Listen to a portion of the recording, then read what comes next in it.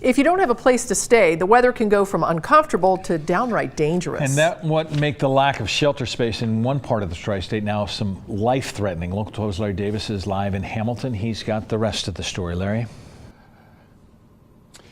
Hi, Brad. Well, while most of us are at home tonight on a cold night like this, others are not quite so fortunate. They make their home right here on the streets, like here in Hamilton. Now, fortunately, shelters are open, and they have proven to be lifesavers. A day like today, you can die.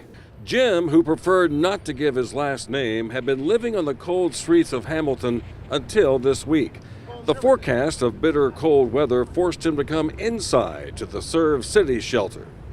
I've lived under the bridge, like the old saying goes. I've been there. And really, the bridge is not the best place down to Hamilton here. You got the water, and it gets really, really cold down there earlier than people think.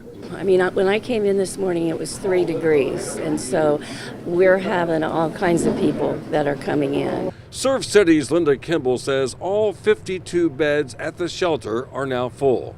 While some people are new to the shelter, others have been living here short term for weeks, even months. The people here they're doing a great job with making room and being, open and sharing and everything. And, sometimes when we get this crowded and everything, tempers flare and stuff, but everybody understands how dangerous it is outside. And this is a really caring and organized place.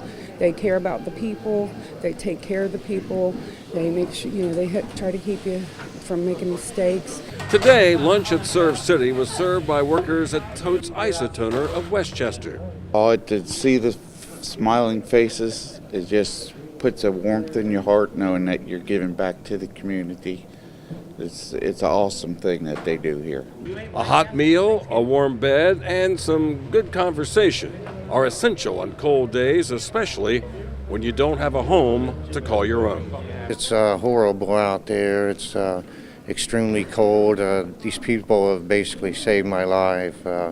What they're doing here is a great program. The community is really coming together to make sure everybody's protected and staying safe.